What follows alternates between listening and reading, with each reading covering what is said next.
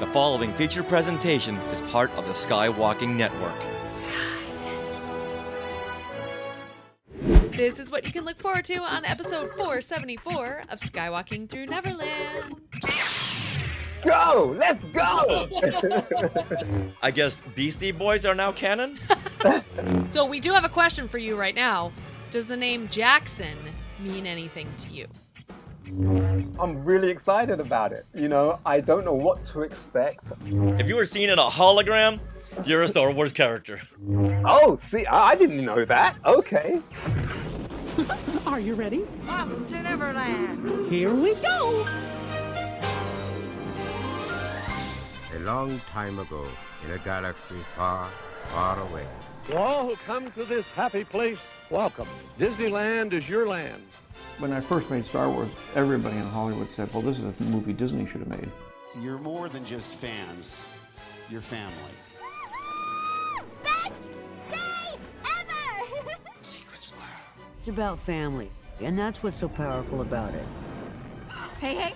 When you use a bird to write with, it's called tweeting. When we visit the world of Disney, we never grow old. It's a Peter Pan, Never Land that keeps us young in heart. This is Jedi Master Obi-Wan Kenobi, and you are skywalking through Neverland. I have a good feeling about this. Hey, Skywalkers! Another Star Wars series just wrapped up. How did this series tie into a previous Star Wars, you ask? Well, the answer is obvious. Through the Beastie Boys. Well, hang tight while we explain that in just a few minutes. But right now, we want to welcome you all back to Skywalking Through Neverland. I am Richard Woloski, but now everyone please say hello to my Disney princess of the 80s, my sweetie wife, Sarah. Hey, Skywalkers! Yes, I just did a fun makeup class. If you're on Instagram, Makeup by Jet. And yeah, we did 80s Disney princess. So I look a little bit like Ariel with lots of blush, you guys. Lots of fun blush and big hair.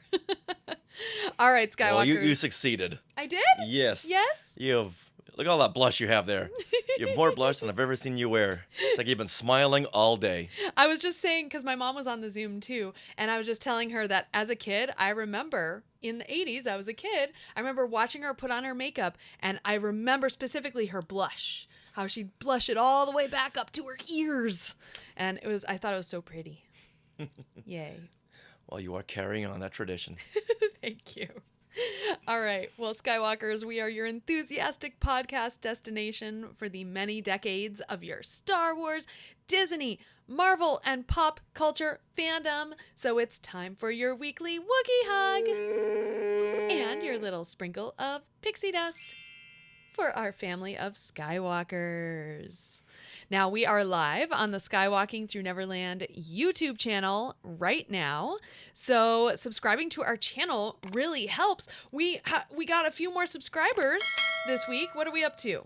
Whoa! It just it jumped. just jumped way up. So last week we were asking everyone to get us, to really 9,000 by Comic-Con.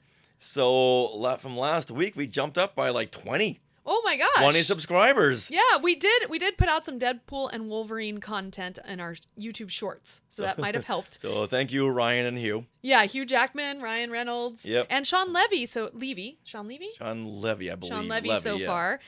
They have been chatting from the press conference about Deadpool and Wolverine non-spoiler stuff. So we recommend you check that out. Yeah, so we are now at 8947. Wow. so in a couple of days we need 53 more. That's it. That's all. All right. Gotta put out some more shorts. Yes, we do. All right. Well, in this episode, we are really excited. We speak with creature performer Dee Tails about his role as Senator Chuwant and shooting the finale for The ACOLYTE. Also, how he upheld a J.J. Abrams tradition. Now, we also talk about his first time coming to San Diego Comic-Con this week and appearing on our classic Marvel Star Wars Comics panel. Dee will also be signing on July 29th, so you can meet him during the Virtual Cantina tour at Scum Villainy up in Hollywood. Now, we originally planned on having Dee on the same show as our ACOLYTE breakdown with Mike Celestino, but there was just so much to each part that we separated them. So our full breakdown will come out in a day or two. Yeah, so you get 2 episodes of Skywalking Through Neverland this week, Skywalkers. Yes. So... And if you're subscribed to the Skywalking Through Neverland YouTube channel with notifications, you'll be notified when those come out. So much content coming out in the next couple of weeks. Yes. Now, we are being sponsored by Small World Vacations, and they are a diamond-level Disney vacation planner travel agency that can help you book your trip to a Disney park around the world or on a Disney cruise or both. And best of all, this service is free of charge. So head over there to smallworldvacations.com for a no-obligation price quote and tell them Skywalking Through Neverland sent you. Now we are recording this episode from Long Beach, California on July 21st, 2024. So Richard, what happened today in Star Wars history? Well, today is a very big day in Star Wars history. On this date, July 21st, 1978, 46 years ago, due to the overwhelming popularity, the theatrical run for Star Wars extends another 7 weeks. Luke Skywalker was just a farm boy until he received a mysterious message. Help me, Obi-Wan Kenobi. You're my only hope. To rescue a beautiful princess. I'm Luke Skywalker. I'm here to rescue you. Too little short for a stormtrooper. And defend the forces of freedom against the Death Star. Here they come. The winner of 7 Academy Awards, the legendary Star Wars. Rated PG. Starts Friday at a theater near you. Although some call this a re-release, it really isn't a re-release because it was pulled from theaters for a couple of hours on the 20th and then re-released on the 21st. Now, didn't it come with a different poster, though? Came with a whole different poster by Charles White III and Drew Struzan. This is the circus poster that I do not have up here. I do have a original theatrical poster from when I saw this at the Paramount Theater in Newton Corner, like twice a night for 7 weeks. Wow. Afterwards, the theater owner said, "I think you deserve this poster." Oh. Now, there's so many fun facts. Now, this is really like a Star Wars special edition of the first kind, because with this re-release, a monaural, is that how you pronounce that? Monaural? A mono audio mix with extra lines of dialogue and sound effects were included in these special extra prints. Extra dialogue includes C-3PO's lines about cutting the Death Star's tractor beam to allow the Millennium Falcon to leave, and the Stormtrooper shouting, "Close the blast doors," while chasing Han and Chewie through the Death Star. Okay. Close the blast doors.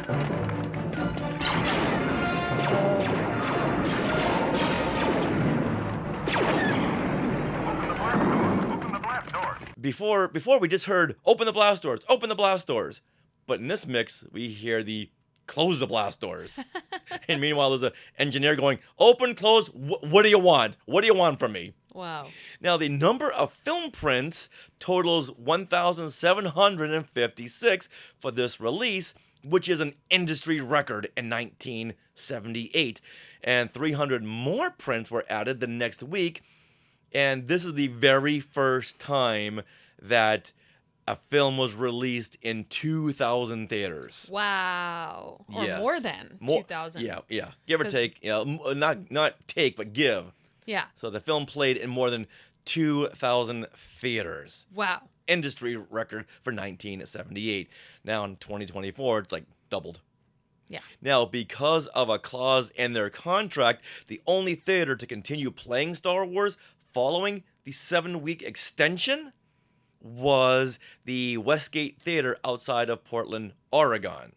Okay. Now, following the 76-week run, Star Wars continues there until November 7th, 1978. Which was how long after the other theaters? Which was... Is it a month or a week? Yeah, the other theaters would have had it 7 weeks, so that puts it into mid-August. Oh, wow. But because of a clause in the contract for the Oregon Theater, the Westgate Theater, they were able to play it until November. It's like a week before the Star Wars Holiday Special. That's awesome. My goodness. Yeah, so this is a big day for Star Wars history. And I recall seeing it so many times more that this release. So this was a great time for me in the summer of 1978. Reignite that Star Wars fandom. Mm-hmm. Awesome. Okay, you go on with the show. I'm going to relive that summer. Okay. Well, Skywalkers, it's time. Let's talk with Dee Tails about his role as Senator Chuwant in The Acolyte. What you want? We are always so excited when our good friend Dee Tails drops by the show. Last week, we saw him in the series or season finale of The Acolyte, and next week, we're going to see him at San Diego Comic-Con on our classic Marvel Star Wars comics panel. Hey, Dee! Hey! That's my Kermit. Do the Dee Tails flail. So good to see you. When we hear your voice, we are just so uplifted. And when we see you, I mean, we're so excited that we're going to see you live in person. In just a couple of days? Yeah. I'm on the plane in a couple of days. I'll be there. Oh. I'll be there. Okay. Now, I got to ask, should you now be an honorary member of the Beastie Boys? I think so. There isn't a better way to go. All right, now explain what that actually means. So since The Force Awakens, since J.J. Abrams got involved with Star Wars, he found a species, the Abednego, I think that's how you say them, and named one of them after a Beastie Boys song. So the first one that was named was Ello Nasty, and Paul Casey got to play that character. I think he was one of the fighter pilots for the Rebels. Yeah, he was a resistance fighter, Ello Asti. There you go. And then I was fortunate enough to get the role of Slow and Low, that is the tempo, in The Last Jedi. And I was absolutely thrilled with that. And just recently, in The Acolyte, I was brought in to play the same species, but it had a different name. They wanted this character just because they liked the look of the alien, but didn't know anything about the species. And so I just casually dropped it that, the last time I played this character, it was named after a Beastie Boys track, and this species has a tendency to have that association from J.J. Abrams, and it's always in honor of J.J. Abrams as well as the Beastie Boys. And so they went away, did their homework, and then they came back and said, Dee, we got you. And it will be Senator Chuwant, as in, so what you want? What you want? So is Abednego also a name that's like after Beastie Boys? No. No. All right, but Slow and Low is also from the song? Slow and low, that is the tempo. Slow, let yourself go. Slow and low, that is the tempo. Yes. Yeah. Yeah. So okay. Slow and Low was the creature in The Last Jedi that ratted on Finn and Rose Tico when they landed. They parked illegally on the beach. Yes. Yeah. And Dee was voiced. Dee was voiced by Gordon Joseph Levitt. Right. Joseph Gordon-Levitt. Yeah. Joseph Gordon-Levitt. Yes. Joseph Gordon-Levitt. Yes. Now, who voiced Senator Chuwant? David Williams, the legend that is David Williams. Yes. Do we know him from something else? Yeah, he's been around. He's done quite a few voices, and he did the voice of the other senator in the same room as myself in the final episode. So I think some Senator Drylek or something like that. I think that character's name is. But yeah, he did that voice as well. But I was just thinking, if there's a season 2, let's hope that Senator Chuwant and Drylek aren't in the same room. Yeah, no like kidding. A Superman Clark Kent thing. Yeah, they didn't ever call you by name or the other character, so we didn't really know who they were. Did they? Right. Did they ever say that on set? They just cut it out. Senator Chuwant's name. At the time, they didn't mention it because it was, I think they had already named him in one or two scenes. And when they decided they were going to change that name, somewhere down in the edit, I don't think it was ever required. Because even the lines that David got to say, I was saying them on set, and there were more lines than that. So it was only, but you know what they do? They just give you a ton of lines, and they only want that much of it, but they'll send you up the garden path. Yeah. So first we saw you in the hologram when you were talking with Vanessa Rowe. Then you came back for one of the last scenes in the season finale, season series. We don't know yet. When all the senators are around the table, and I noticed that your senator had like a little bit of a head movement. Were you moving like a bladder underneath the mask, or was that a puppeteer off screen? That's puppeteered off screen, and Don, I've forgotten his surname, was my principal animatronics guy doing that, telling me in my ear, yeah, turn slowly, or yeah. So, but there's this synergy where if I'm hearing the dialogue for the first time, all I need to do is react to that dialogue.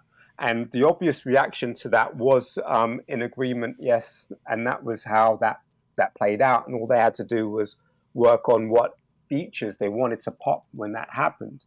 But also the other scene before, that's my first ever hologram. So I'm like, yeah, I get to the hologram. Now you're a Star Wars character, because if you were seen in a hologram, you're a Star Wars character. For that shooting of that scene, were you like in a green room or something like that for the hologram? Green screen room? Right. So, okay, for that scene, I was off when Vanessa was talking to me on that hologram section.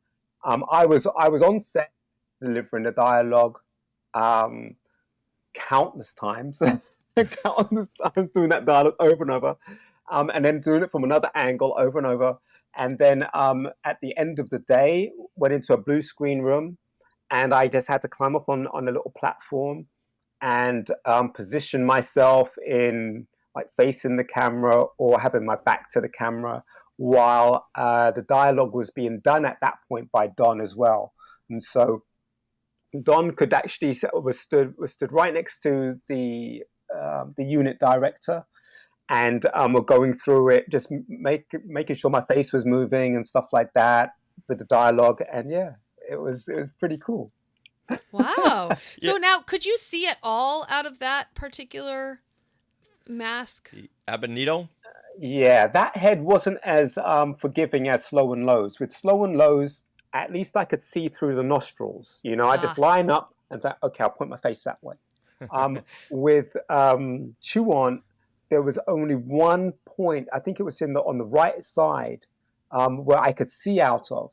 And the thing about Chuwant is that he's a repurposed Elo Nasty. So he used to be Elo Nasty, and then they said, oh, let's just dress him up as a chancellor and whatever. So I think that's why the original person they wanted to play in that suit was Paul Casey, who played Elo Nasty.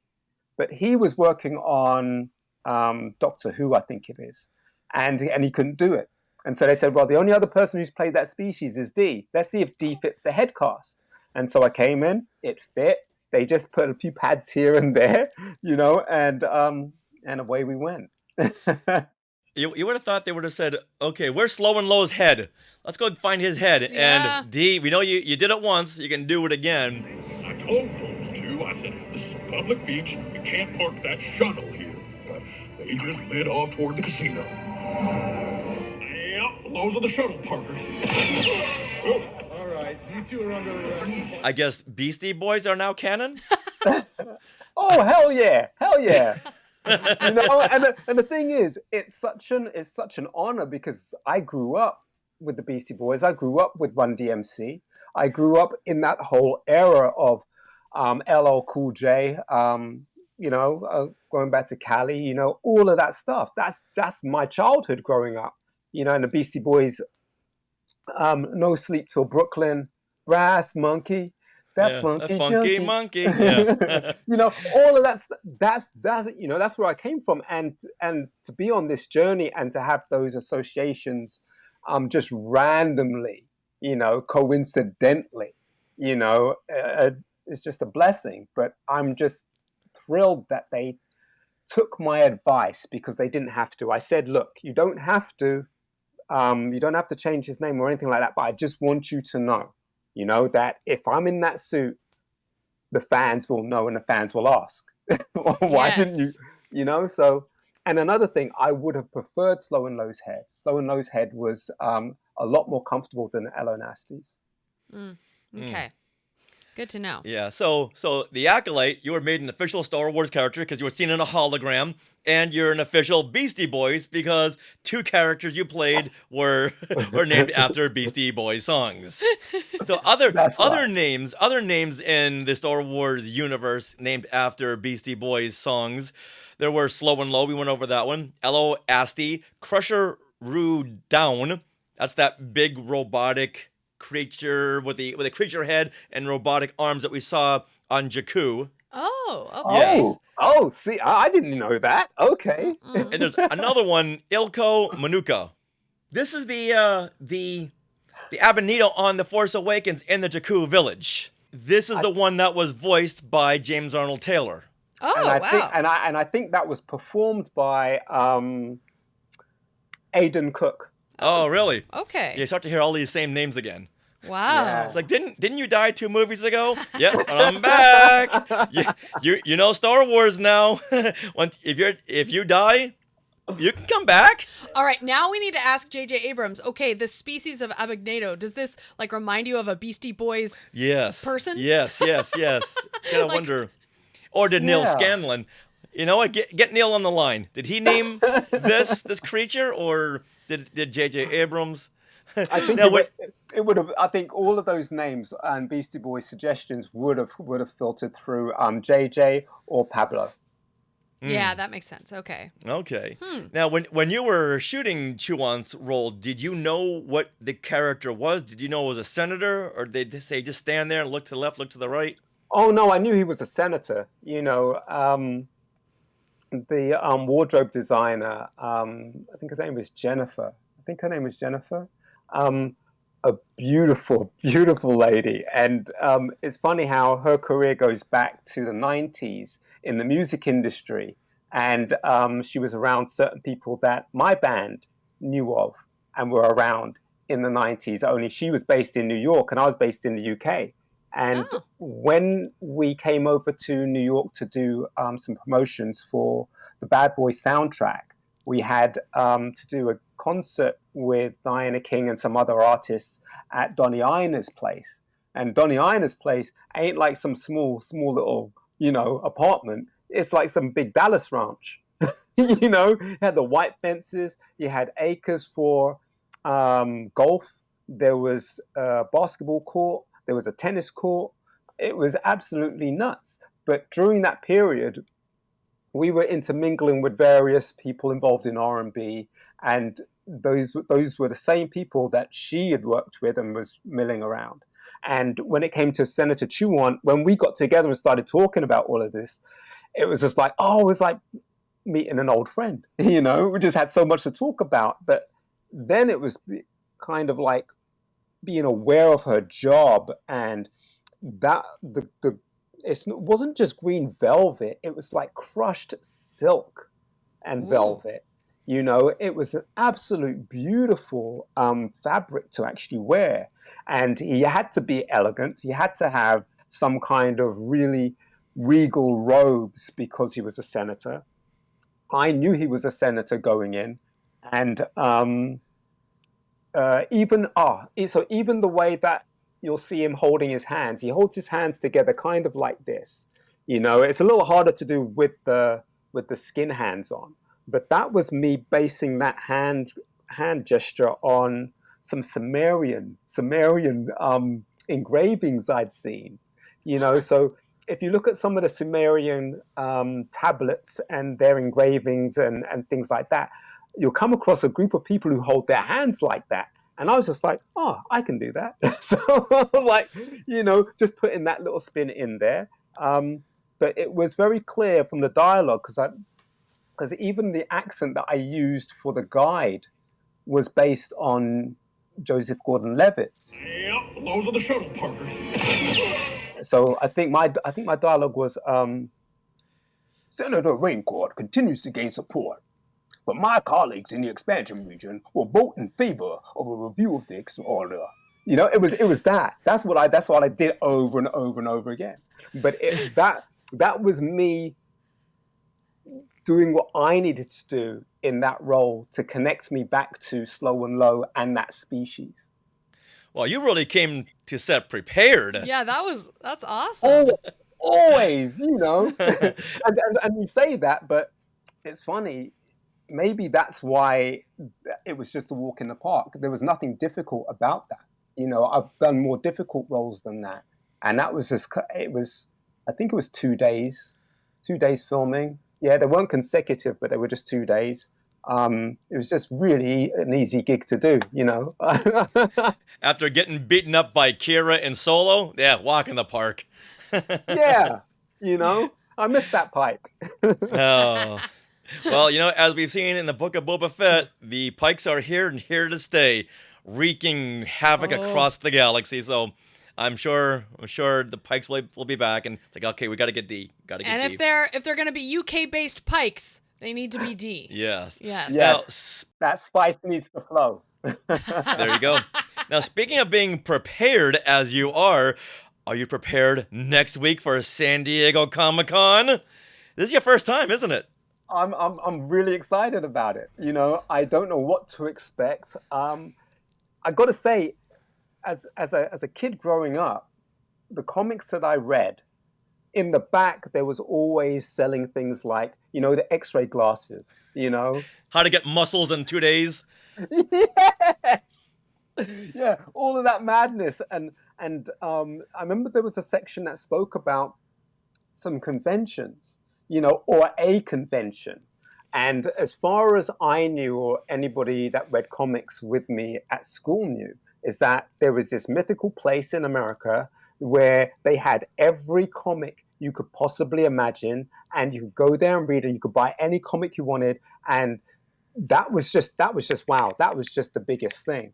And over the years, and you finding out more and more about conventions, and obviously moving into the Star Wars world, and being submersed into that fandom, you know, being aware of those conventions from that angle, it hadn't really hit me as much as the opportunity that's arisen for me to come to the States, you know, because that just suddenly started hitting bells going off in my head, ding, ding, ding. Hey, remember, hey, you know.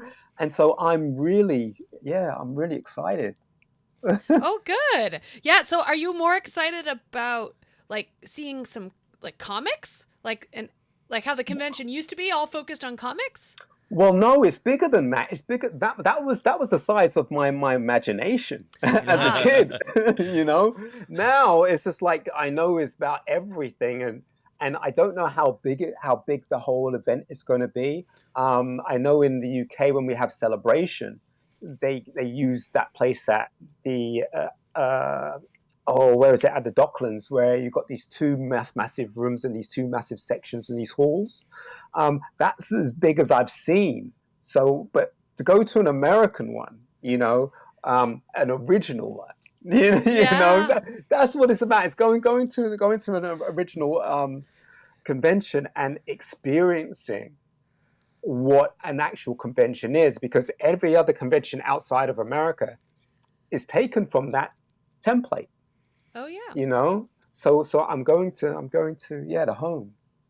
Well, are there any like Comic-Con questions we can answer before you step foot into this cyclone of chaos? Oh my goodness. You know, I know there are lots of panels, and the panels won't be as exciting as our one, you know. I've got another one later on to do, but you know, we go way back. And I know there are events and things happening around. Yes. But in the actual convention itself, you know, I don't even know where to start. Is there going to be places where you can collect vintage figures of yes. anything and everything? You know, do they still have comics? it's kind of split up into two rooms. One room is all of the studio pavilions, but then there's another huge warehouse-sized soundstage room that has just the collectibles, the vintage stuff. Like the dealer room. The dealer room, yes. It's all like owned businesses, like people's like own businesses. little mom and pop type of comic book pop-up stands. Yeah. Whereas the other room is all the nice and polished carpet, air conditioning, and nice pavilion, and nice lighting. And the other one is just, let's set up some booths and you walk up and down the aisle. And that's kind of what I prefer because you can see all the vintage stuff. Yeah, he likes that stuff. I like the polished new stuff. No. You just like the air conditioning. Well, it's all air conditioned. Yeah, but it feels like the air conditioning over on her side is a little bit more purified. We get like the recycled air. But it is fun. Like you mentioned, there's lots of they call them activations all around the Comic-Con Convention Center that you can walk to from there. And so if you can, plan to spend almost a day just outside of the convention doing those. Because that's a trip too. Yeah, even out past the convention hours, then you can go out to the gas lamp district and do all those kind of fun stuff. And then you want to just set aside some time just to sit back and just watch all the cosplayers. Oh my goodness, yeah. I'll be in a daze, an absolute daze. Don't think you gotta do everything because you can't. No. Not on your first Well, time. I don't know. I might give it a go. all it takes is a morning coffee, and I'll be ready. Where's Dee? There he is. No, there he is. No, there. Why is he up there? Plus, like you mentioned earlier, you're going to be on some panels. Like you and Chris Bartlett will be joining us on our classic Marvel Star Wars comics panel, where we're going to dissect the first ever expanded universe storyline. And that will be on July 26th at 1 p.m. Now, is this the first time you've ever read these or gone through this storyline from classic Marvel Star Wars comics? No, because we did one once before. Yeah, but I mean for this very, very first expanded universe story that took place in 1977, right after Marvel adapted the film. They said, hey, we're sitting on a gold mine. Let's keep on going. So they expanded for a Han and Chewie-centric storyline. Now, have you ever read this? Have you ever read this storyline? No. This will be the first because when I was a kid, I used to see, my mum used to send me down to the newsagents to get the Sunday papers, and the only way she could talk me into doing that is by saying, well, okay, here's some money for a comic when you're down there, right? And so I would stand there for ages just looking at them and saying, well, I can only get one. So which one do I get? And I'll be looking at these covers, and unfortunately, the Star Wars ones had amazing covers, but in the UK they were all in black and white, And it's the same with Judge Dredd. It had amazing front covers, open up black and white, and I'm like, that ain't no Superman color magazine. I get some Spider-Man, I get some Captain America. Those were the ones I always had to go for, and I thought to myself, maybe when I get older, I'll appreciate the black and white ones more. That's the only thought that I had in my mind in terms of, they must be for the older teenagers or whatever and stuff like that. But no, I saw the covers, and by that point also I hadn't seen the movies, and so I had cards, bubblegum cards, and things like that, and a sticker book. I think I remember before even seeing these movies. And seeing the comic, it's like I knew that was related, right. But at the end of the day, no, Spider-Man always won out. Okay. Because he was in full color. Now the Star Wars comics, they were weekly over there, where here was monthly, so they couldn't afford to do them all in color, so they had to go in black and white. But they would bait the kids in with these awesomely beautiful colored covers. Wow. Yeah. And hoping that you would just take it. When you get home, you open up the cover, it's like black and white. What am I, old? But are you telling me that they were in color in America? They were because they were monthly, so they were able to do them in color. And we did get a digest with all of the Star Wars weeklies, and they colorized them. Oh wow! Yeah. Oh, you lucky sods. So this is very exciting that this is the first time that you've gone through these because they are trippy. And it's really fun to get different points of view on these comics as well. So we do have a question for you right now. Does the name Jackson mean anything to you? Only if it's preceded by the word action. Oh, okay. Yeah. All right, so I don't know Jackson. I don't know Jackson. Oh my god. Oh, your world is going to be so opened up during this panel. This is Jackson. He is a 7-foot green bunny that was started in the Star Wars classic Marvel comics. Lucas saw this and said, "All right, I need a tighter grip on these stories because I don't want no 7-foot green bunny walking around Star Wars. This is not what I had." But then he went off and made Howard the Duck. Yeah. But he wasn't a bunny. You know what? That bunny looks familiar. It really looks familiar. I don't know if I've ever seen that before. Then our good friend BJ and Trisha, they brought back this from Celebration Europe. Oh, wow. That is gorgeous. Yes, this is how much of a big fan we are of Jackson. Sarah cosplayed as Jackson for a Run Disney race. Mm-hmm. Really? Yeah, you'll see some pictures at the panel. Oh, I was waiting for those to pop up, but no, I didn't. Can't spoil anything right now. Yes. Yes, we'll wait for your honest reaction at the panel. Well, also at these conventions, can you still get caps and T-shirts and things like that? Oh yeah. Oh, definitely. Tons. You can get as much merch as you want. Yeah, we would advise bringing a empty suitcase with you. Yeah, I'm considering it. Yeah, whenever we go to conventions, we always bring an empty suitcase. And you also get a lot of free swag if you stop at a bunch of the booths. Oh, and yeah. a lot of the activations. Yes. So you might get a lot of free stuff too. Yeah, and I also recommend bringing like some hard plastic Tupperware. Yes. If you have like collectibles, you don't want them to get damaged. You put them in these hard Tupperware type plastic little cases, and it'll protect them. Yeah, whenever we go through security, they're like, "What do you want these? What are you selling Tupperware?" It's like you wouldn't understand. This is for my Jackson action figure. I'm gonna have to pass on all of this knowledge to Chris because I'm meeting up with Chris in LA, and then we're gonna travel down. And so we're gonna have to make some notes and make some plans, I think. Yeah. Yes. Have them drive you by a Dollar Tree store. You'll get set up for like $5. Okay. And load up the trunk. Yes. Yeah. Oh, with $10, you can load up the trunk with all these plastic Tupperware bins. Mm-hmm. Now, Chris Bartlett, you're going to be on another panel with him, right? What is this panel and when is it?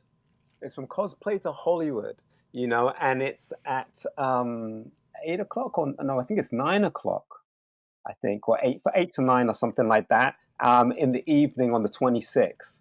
And we'll be talking about everything from cosplay and cosplayers and everything that they go through, what their routines are, what inspired them, all these types of things, to people who have like Chris Bartlett. Chris Bartlett used to do cosplay and then moved into the realm of TV and film, and myself, not having that experience, but as a cosplay artist, but as an actor wearing these things, it should be a really interesting, diverse kind of retrospective look at everything that goes involved into wearing these costumes on both sides, and what the similarities are. So I'm really excited about that. I have no idea how it's gonna go. It'll only be my second one that day, second panel. So. Yeah, and that panel is at 8 p.m. It's called Right. From Cosplay to Hollywood, Professionals Share Their Secrets. So Chris Bartlett will be there. You will be there. Adam Muir, who does special effects movement performer for film and TV. Also Christopher Childers, who is the Spider-Man movement creator. Also Christopher Cannoli, who is Dude Vader. Dude Vader! I know Dude Vader. Yeah, and Alan B. Holt, who is a costume fabricator and casting specialist for major motion pictures. And it's going to be moderated by Sandy Scheller, who is the former artistic creator of Armagosa Opera House. There you go. Thank you very much. Yeah. You're welcome. Yeah, that's also This is Friday. gonna be a huge panel. Yeah, that'll be fun. And this will be in room 7AB, right? No, this will be in room 23 ABC, which probably Oh. means it's a little bit of a bigger room Okay. than 7AB. Yeah. Yeah. With some air conditioning. Yeah. Yeah, all of this can be found, all the Star Wars panels and Skywalking Network panels, I've curated a list on skywalkingthroughneverland.com, a post there. So yeah. Now, are these the first panels you've ever been on? In the States, absolutely. I'm Okay. trying to think. Have I even done one in the UK? I did a panel with Steele Saunders, and I think it was just it was one of the celebrations pre Rogue One coming out. Okay. So 2017 maybe? 17, 16, I think, or something. 2016 would have been Rogue One. Yeah. Okay. Right. So Okay. it was just before Rogue One had come out, and that was really, really cool. You know, that was a live one. I was just like, he was sat there. We just had a chat. You know, but yeah, I haven't really done too many panels. Done a lot of podcasts. Yeah. Well, if you've done podcasts, that's kind of a warm up for panels, really. Right, yeah. And our panel will get you into the mood. Of course, you're going to come by our competition of chaos at 5 p.m., right? Oh yeah. Okay, good. I'll be there. Nice. All right, awesome. Well, I think Chris and I are also doing some signing at, on the 26th, and so we're going to be doing signing, then taking breaks to mill around a bit, and then go back signing. So we'll be doing back and forth a little bit for most of that day. But yeah, we'll be available for all kinds of stuff. And I know he has Funko Pops and all kinds of stuff because he's played so many droids. Yeah, and creatures and whole bounty hunters, mercenaries. Yeah. Do you know where your signing is going to be? Because the signings are pretty much all over the place. Do you know your Not location? Yet. Okay. Not yet. I haven't got a clue on any of that. Just yet. So. A lot of the signings at Comic-Con are at the Sales Pavilion, SAILS Pavilion, and there's a signing location. So you probably will be there. But then every once in a while, we'll see like this random one. Yeah, or like at the Hasbro booth. Yeah, or like they'll or be at, tucked away and Right. who knows where. Yeah, you don't know. And also, there's a few parties. I'm not sure where they are, but there's Bunta Eve. Will you be there? On Saturday? Yes, oh, yeah. Saturday meetup at the Omni Hotel. Yes, at we'll be 8 there. PM. Mm-hmm. Go, Sarah. I love Sarah with the info. Yeah, she's curated all of these. When I put together this post, I have it all in my head now. You write something out. So you know what? Just I'll follow Sarah the whole day. You be behind me, and then we won't get lost, and we'll be very, very efficient. Yeah, I need to get you on Star Wars. You're so prepared. Sounds good. Yeah. And there's another one. There's the 501st. Oh, 501st yes. Bash. I've been invited to as well. I think Chris and I will be doing that one as well. Nice. And that's a big one for me because coming into the whole Star Wars world, I didn't really understand the concept of stormtroopers giving to charity, and it was just so bizarre to me because they're the bad guys. It was just so alien, and so I've kind of gotten used to that, kind of, met a few stormtroopers here and there and been wowed at the Make-A-Wish things. I'm like, okay, so it's finally sinking in, something that simple, just sinking in, and I've got some good friends who are members, and it's a lovely thing to be invited to one of their bashes. Yeah, if you're part of the Rebel Alliance or Resistance, the troopers will want to gun you down. When it comes to kids, they're like all about protecting them and giving them and making their wishes come true. That's absolutely beautiful. Well, you know what? You made our wish come true by coming on the show today and breaking down all your roles, especially Senator Chuwant. When we saw your name in the credits, it's like, there's Dee. There's Dee. We were so excited. We did a little dance. Like the Leonardo DiCaprio meme. Yeah. So, Dee, where can our Skywalkers find you on social media? Just remind them, please. You can find me on Instagram, D_Tails_official. That's my new account since the beginning of this year, I think it is. Set that one up. I'm also on Twitter, D.Tails, and I'm also on Facebook. And you can always find me under that one name, Dee Tails, and that one image or two of Daffy Duck. Nice. I love that duck. Oh, who doesn't? Embody Senator Chuwant once again. And if he were here, how would he take us out of this segment? Well, it'd been nice to have you all along, but now it's time to go. So let's move on to the next part of the show. So apparently the Abonitos are from the South. That wraps up episode 474 of Skywalking Through Neverland. We want to thank Dee Tails for coming on the show. And once again, Dee will be appearing with us at our San Diego Comic-Con Classic Marvel Star Wars Comics panel on July 26th at 1 p.m. And he will be with us again during the Virtual Cantina tour stop on July 29th at Scum and Villainy Cantina in Hollywood. And we want to thank all the Skywalkers for tuning in live, or for just listening, or for just watching our channel returning. Thank you, Skywalkers. We love you. And subscribing and subscribing and subscribing as many times as you did this week. That really means a lot. 53 more. We just need 53 more. Let's do it. Now, do you have things that you want to share? Well, join us every Monday at 6 p.m. on YouTube as we share things we've done this past week.